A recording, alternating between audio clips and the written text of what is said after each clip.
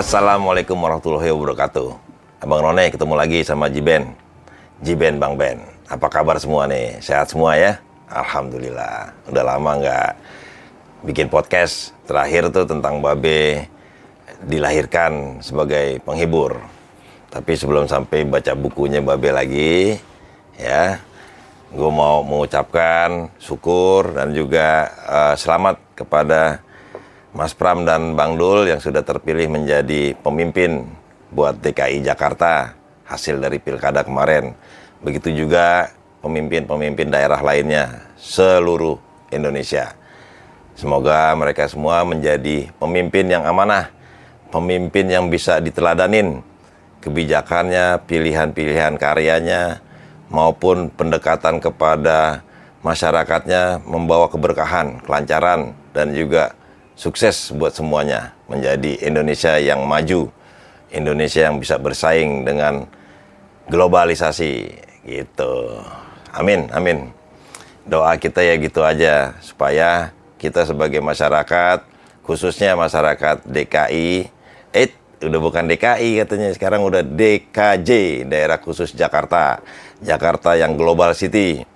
Semoga Jakarta semakin maju nantinya, di percaturan atau pergaulan dunia akan menjadi sebuah kota yang besar, yang megah, yang kagak kalah dengan kota-kota metropolitan lainnya di belahan dunia lainnya. Khususnya budaya Betawi menjadi tuan rumah di daerahnya, di Jakarta khususnya. Nah, ngomong-ngomong Betawi, gue lagi pakai baju Betawi nih. Ini namanya baju pangsi. Biasanya dipakai buat keseharian masyarakat Betawi. Tapi sekarang juga menjadi ikon Betawi yang sudah didaftarkan, juga menjadi sebuah warisan budaya. Ini kalau gue lihat sih sebenarnya baju-baju yang santai, baju yang longgar banget nih. Tuh, dipakainya enak, nggak berkancing. Bahannya juga enak, adem, ada kantongnya di sini. Nah, di sininya nggak pakai kerah. Menurut gue, orang awam, memang gue orang Betawi, tapi mungkin ada orang-orang yang sudah meneliti lebih jauh lagi tentang fashion ini kan. Gimana bisa jadi namanya baju koko, menjadi baju pangsi, baju kebanggaan masyarakat Betawi. Ini ada unsur-unsur Cinanya nih kalau nggak salah nih.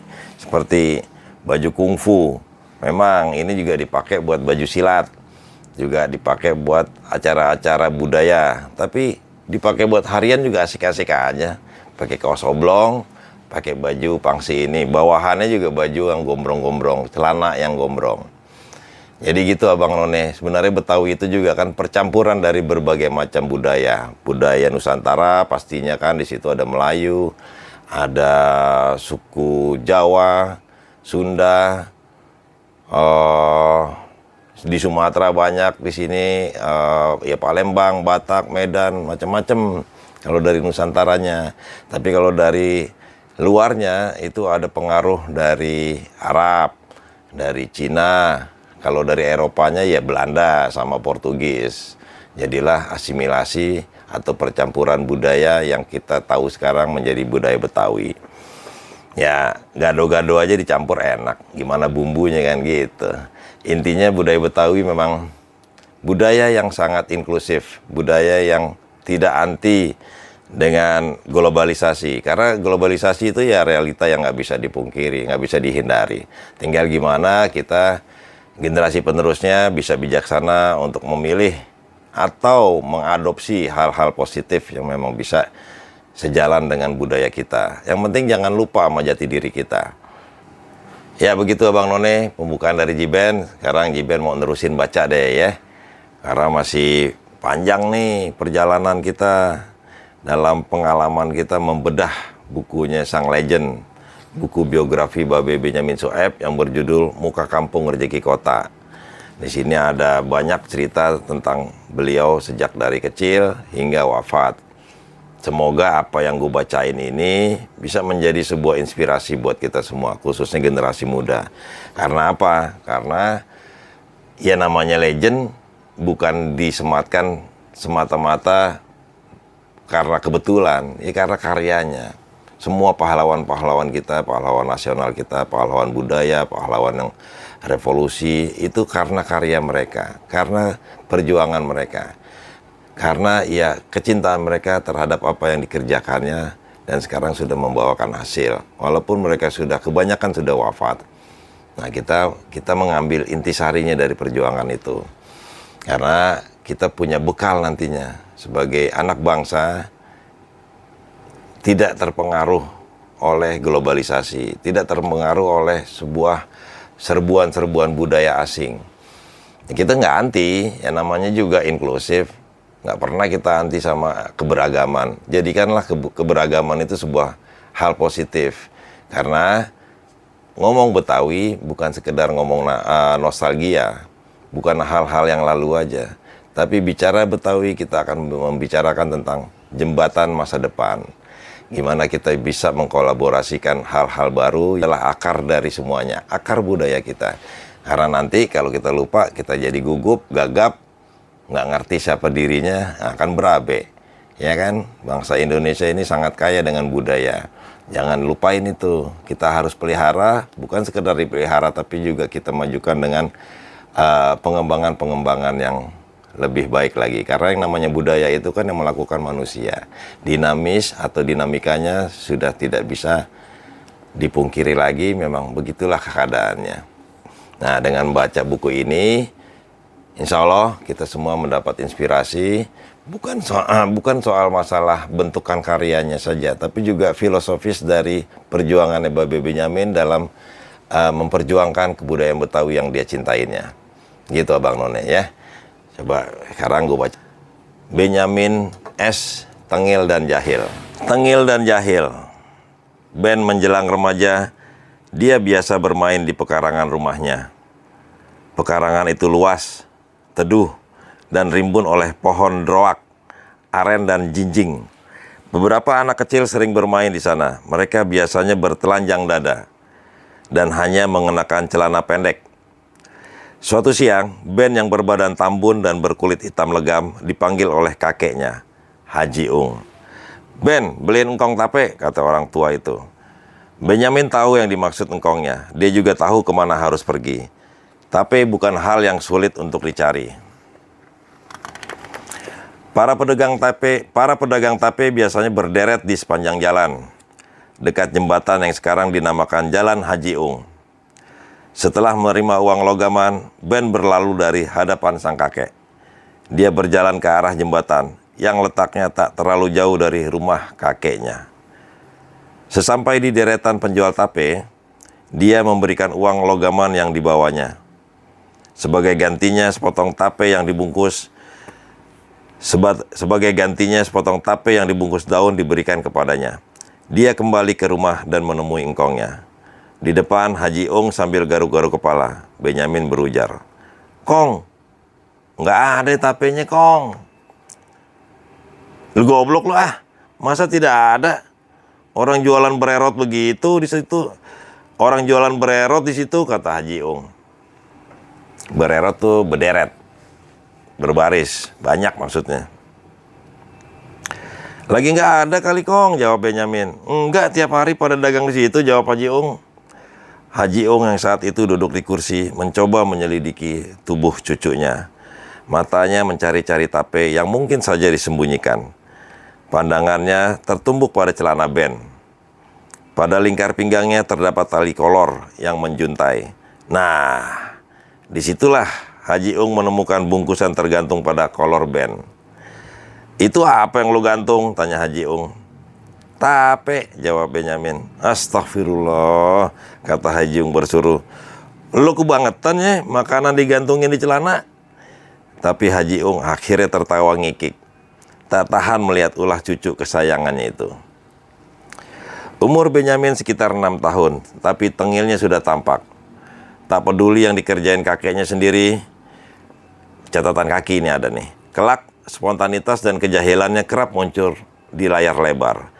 Tengok bagaimana dia tampil menggemaskan dalam Benyamin Biang Kerok atau Samson Betawi.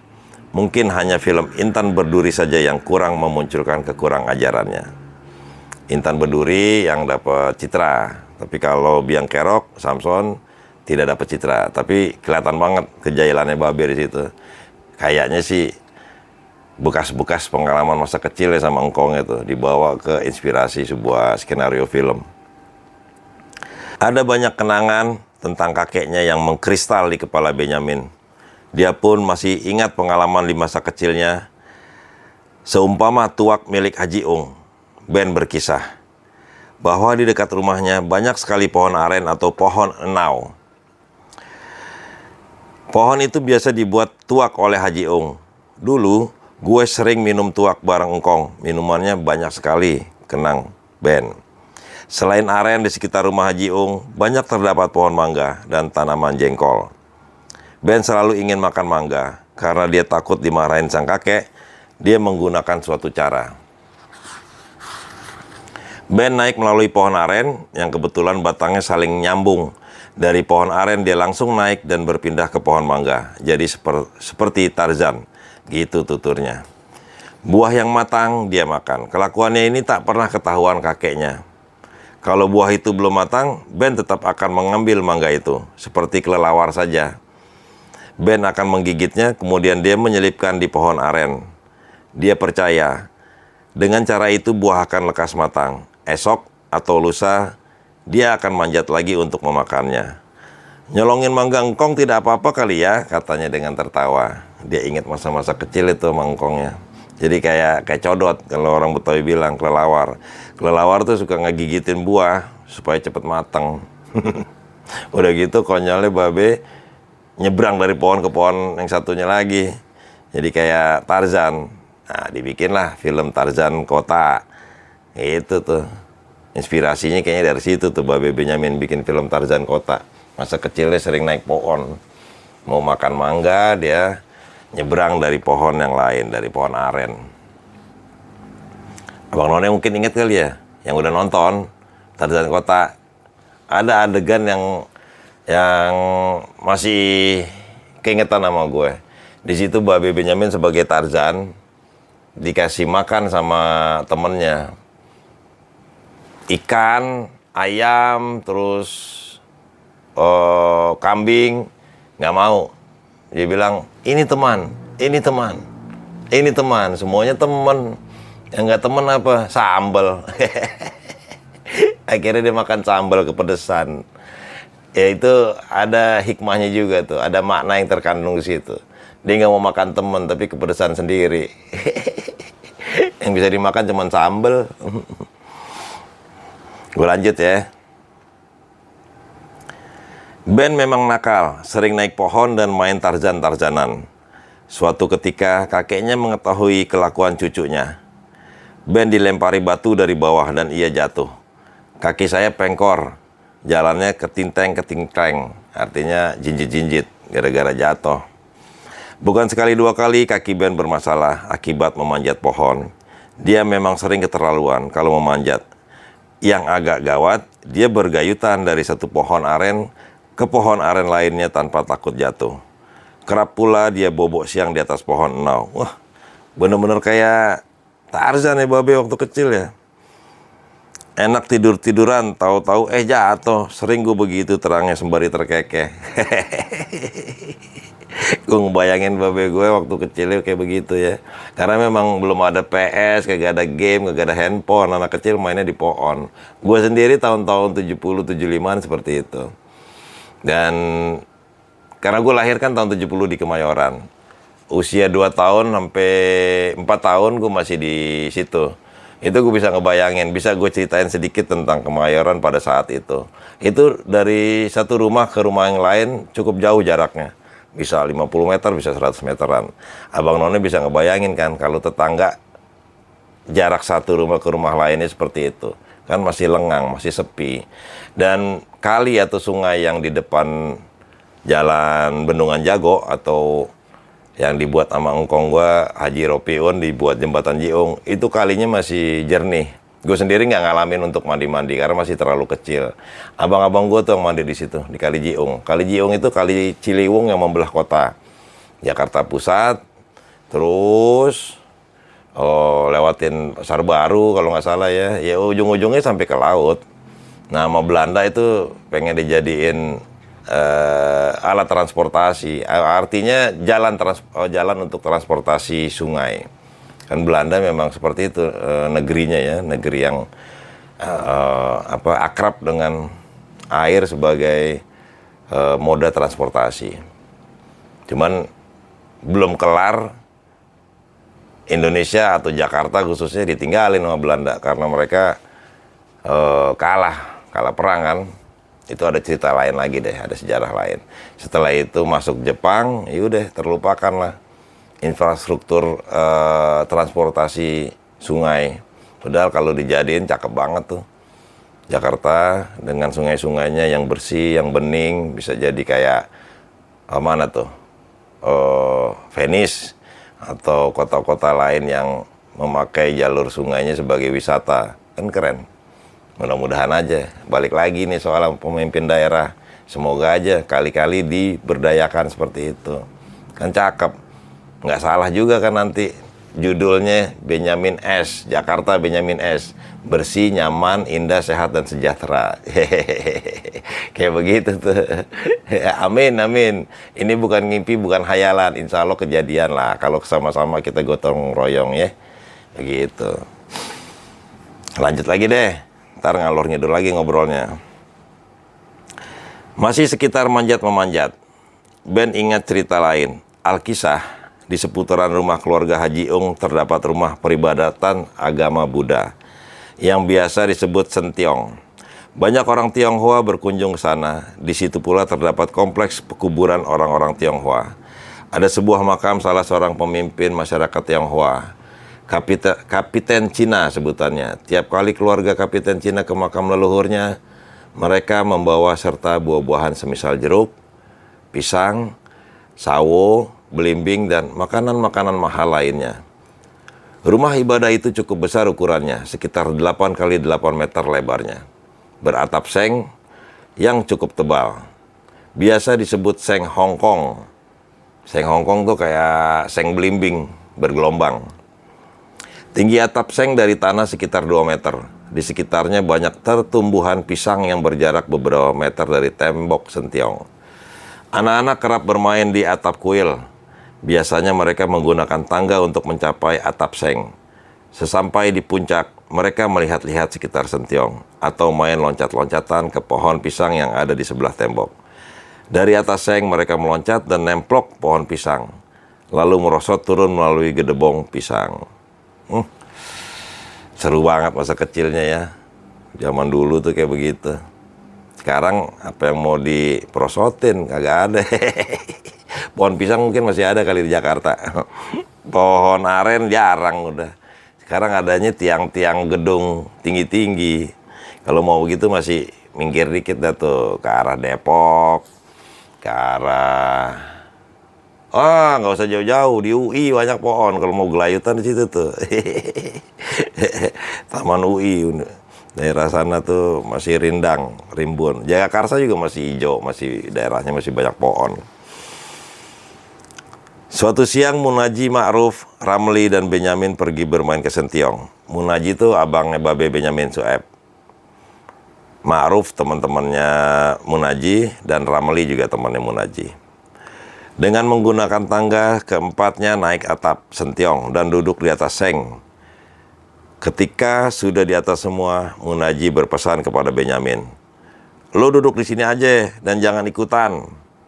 Benyamin mengangguk saja. Satu persatu ketiganya mulai melompat dari seng dan nemplok di gedebong pisang. Sebelum melompat, biasanya ada teriakan, "Awo!" Laksana teriakan si Raja Rimba, Tarzan. Beberapa kali ketiganya melakukan lompatan. Pohon pisang itu biasanya sampai membel dan melengkung, menahan beban tubuh si anak. Biasanya mereka bermain bertiga bergantian melompat, lalu ngerumpi sebentar di bawah. Ketika ketiganya di bawah itulah tiba-tiba ada teriakan, "Awo!" Dari atas ketiganya tidak sempat mencegah. Badan Benyamin melayang mengarah ke pohon pisang. Gedebong pisang sempat diraihnya, namun pegangannya pada pohon lepas. Badannya terpelanting meluncur deras ke bawah. Jerit dan teriak kesakitan mengiringi tubuh yang terjerembat itu. Dan kruk, lagi-lagi kakinya kesleo.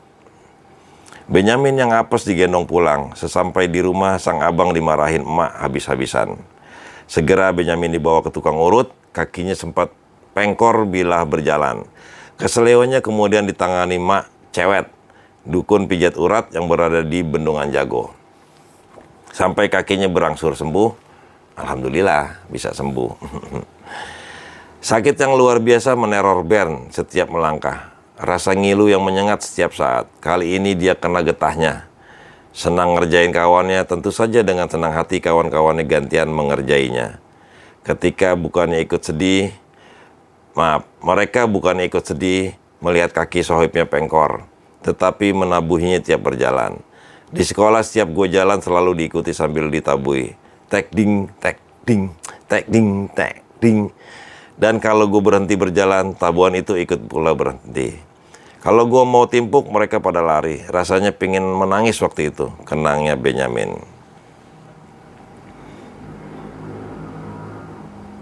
Jadi Babe sempat salah urat gara-gara nekat lompat dari seng, nyangkut di pohon gedebong pisang tapi kelepas tangannya. Akhirnya jatuh, bikin kakinya salah urat lagi. Nah, gara-gara salah urat, walaupun sudah dipijit sama mak Cewet, tetap aja masih sakit. Jalannya Babe jadi ketingkleng-ketingkleng atau paling seperti tidak rata gitu. Teman-temannya bukannya malah gimana gitu simpati sama kondisinya Benyamin, malah ditabuhin pakai gendang. Ya karena Benyamin juga jahil gitu kan. Sekarang dijailin gantian sama teman-temannya. Benyamin berumur sekitar 6 tahun. Kala itu namun tidak pernah jera. Setelah kakinya sembuh, dia masih ikut bermain pelorotan pisang di kuil dan menangis bila tidak diajak. 6 tahun tapi bengal bener. Abang-abangnya ya diajak, cuman karena band paling kecil, ya suka diajak, suka kagak gitu kan. Kini Sentiong hancur dipreteli masyarakat sekitarnya. Besi, seng, kayu, dan batu batanya dijarah. Sasaran mereka yang lain berupa rumah orang Belanda yang telah ditinggalkan penghuninya. Banyak rumah yang mereka robohkan dan dijarah isi beserta bangunannya. Satu rumah biasanya dirubuhkan sekitar 10-15 orang. Tembok-tembok itu digetokin dengan martil. Gentingnya dibawa pulang. Karena kurang hati-hati, ada yang pernah kejatuhan balok kayu ukuran 20 kali 20 cm. Tapi korban tidak meninggal. Di zaman itu masyarakat mengambil apa saja yang mereka inginkan. Dari rumah-rumah tak bertuan, yang rata-rata bekas rumah karyawan Belanda. Dari KLM, maskapai penerbangan Belanda, KPM, maskapai pelayaran Belanda, BCM, perusahaan bahan bakar Belanda, dan bekas-bekas bangunan tersebut sebagian masih ada hingga kini.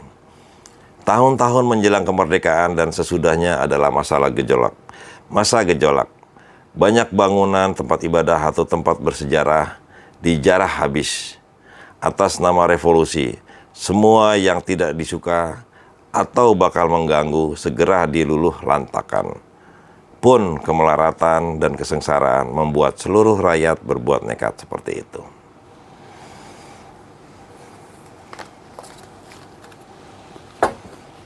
Ya, Bang Noni, jadi istirahat dulu ya.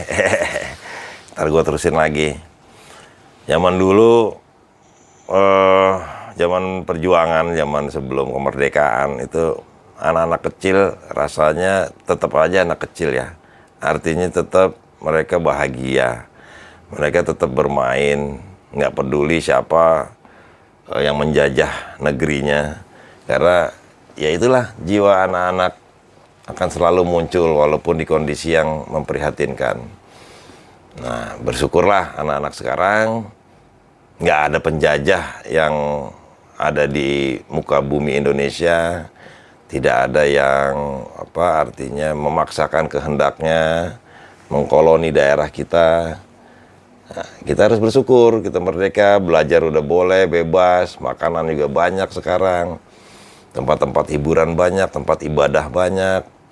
tempat kongko banyak di mana-mana, berjejer tuh kalau kata engkong gue Haji Ropiun, berderet no tukang sate, tukang tape gitu. Nah kalau sekarang berderet tuh bererot coffee shop, ya kan, tinggal ente punya duit buat jajan aja, beli segelas kopi kan santai bisa, tanpa harus mikirin penjajah. Ya, kita harus bersyukur itu buah dari perjuangannya babe-babe kita dulu, pahlawan revolusi. Nah sekarang kita isi nih, udah merdeka, mau diisi apa? Ya kan, perjuangan kita beda sama perjuangan mereka terdahulu. Nah gue sekarang di sini, gue punya apa ya, artinya punya kewajiban untuk membela budaya Betawi, warisan dari warisan budaya dari Jakarta, khususnya juga dari babe gue sendiri yang sudah membuat Benz Radio ini, yang sudah berjuang memperkenalkan budaya Betawi yang pada saat itu belum terlalu dikenal. Walaupun sebelum babe udah ada tuh pahlawan Betawi, kalau Abang None pengen tahu siapa orangnya, namanya Muhammad Husni Tamrin. Beliau adalah pahlawan dari masyarakat Betawi dengan keluarga yang terpandang dari sawah besar. Nah, beliau itu memperjuangkan hak-hak masyarakat Betawi dengan membangun namanya Volksrat, atau kalau sekarang kayak Dewan Perwakilan Rakyatnya lah. Nah, jadi kalau Abang None pernah dengar itu proyek-proyek MHT, itu singkatan proyek Muhammad Husni Tamrin. Itu jalan-jalan yang di gang-gang kecil itu aspirasi masyarakat yang diperjuangkan. Salah satunya ya oleh beliau. Beliau itu memang memperjuangkan dari sisi sosial dan politik. Jadi ada kebanggaan juga dari masyarakat Betawi. Sebenarnya masyarakat Betawi itu ya pinter, nggak kampungan. Ada yang nyanyi, ada yang bilang juga anak Betawi kagak berbudaya, ya salah. Ya kan, kurang tepat lah.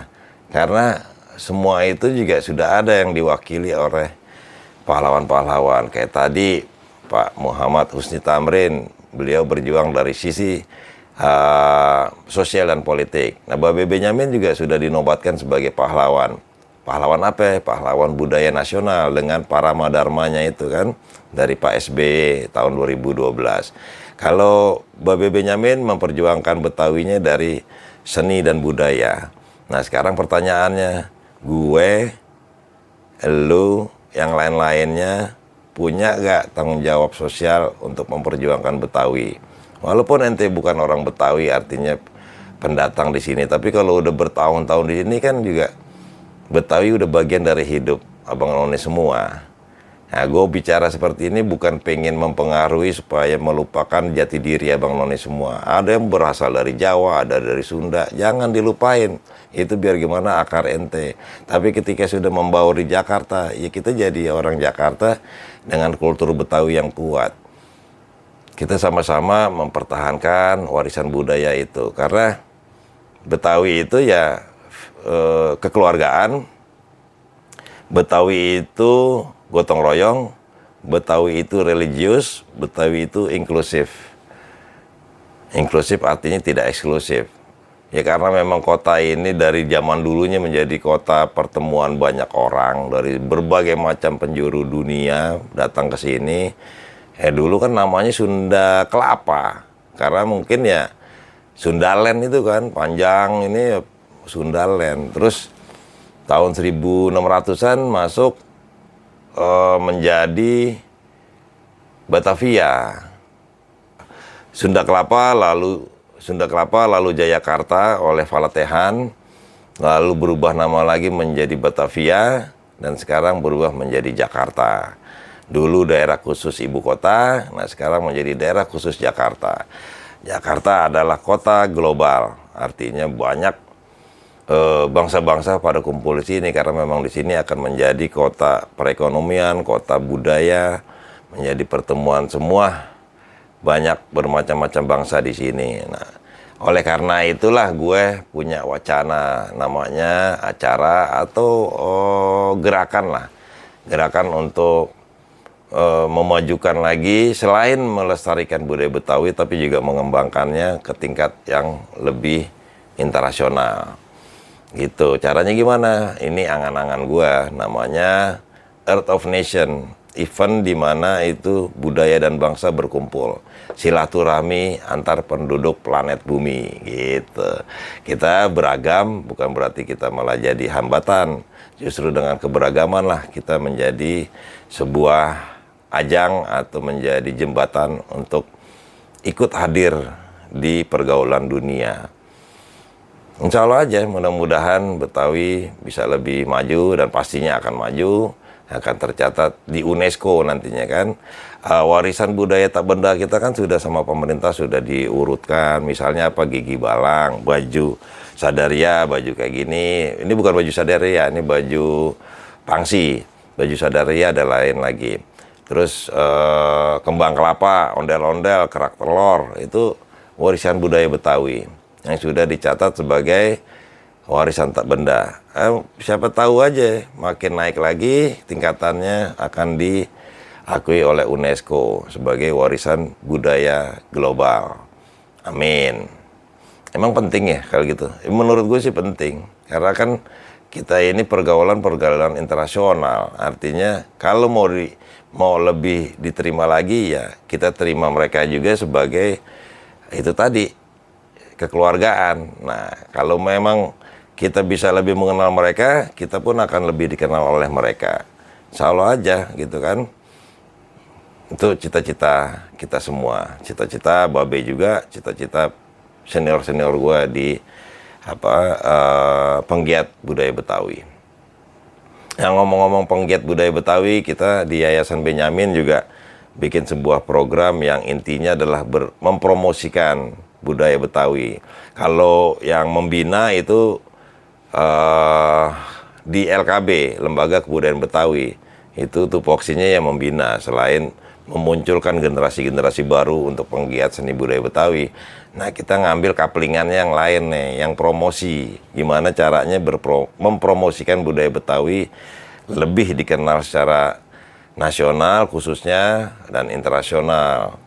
Nah, yang udah kita lakukan itu ya kita bikin workshop, kita bikin sebuah acara yang memperkenalkan tari topeng, silat, dan juga gambang kromong ke sekolah-sekolah asing. Abang None akan kaget kali ya kalau ngelihat anak-anak mulai dari SD sampai SMA itu begitu antusias mempelajari kebudayaan Betawi. Kita kasih kesempatan, kita ajarin dia dengan guru-guru yang bisa dibilang sangat singkat, cepat. Karena memang tidak mudah ya masuk ke sebuah institusi, ke pendidikan sekolah asing, karena kan juga mereka punya jadwal yang ketat. Jadi misalkan kita dikasih waktu untuk present budaya Betawi, kita ajarin tuh. Anak-anak ada yang sukanya silat, anak-anak bule, anak-anak asing, ada yang suka silat, ada yang suka gambang kromong, ada yang suka tari topeng. Kita ajarin hari itu juga. Walaupun dengan gerakan-gerakan atau nada-nada yang tidak terlalu sulit. Nah, setelah diajarin, mereka kita kasih panggung. Suruh perform, diminta perform. Itu hebat-hebat. Mereka sangat antusias mempelajari hal-hal baru. Apa-apa yang baru itu kan membuat antusiasme tinggi, ya kan? Nah, kita juga supaya tetap antusias, buatlah budaya kita ini seperti barang baru terus. Walaupun pakemnya selalu ada. Artinya baru tuh ya relevan. Nah, gimana caranya? Apalagi sekarang sudah banyak teknologi yang sudah canggih-canggih untuk nyebarin atau mempromosikan budaya kita semua. Contoh kayak sekarang nih, gue bikin podcast. Ini salah satu cara kan. Gimana untuk mendokumentasikan, gimana bisa sharing perjuangan-perjuangan, gimana bisa membuat budaya Betawi itu semakin relevan pada saat dan zamannya saat ini. Ya siapa tahu aja, walaupun tidak terlalu banyak yang nonton, gue itu bukan sebuah halangan buat gue. Yang penting gue ngomong aja, yang penting gue menceritakan caranya ya dari buku ini. Jadi nanti melebarnya ya bisa ke arah budaya Betawi. Supaya apa? Supaya gue pribadi punya dokumentasinya, anak-anak gue bisa ngelihat nanti perjuangan babe-babe dan engkongnya, dan khusus nanti juga generasi muda menjadi generasi muda yang mandiri, generasi muda yang tahu tentang ilmu, tahu adab ya, peradaban. Artinya memang kalau budaya itu di budaya Betawi khususnya itu sangat hormat sama orang tua. Kulturnya itu kultur yang menghormati orang tua. Nah, mudah-mudahan kita bisa menularkan hal itu.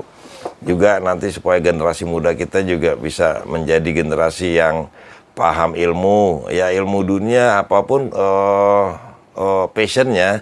Ada yang seni ya disuka ya belajarin seni.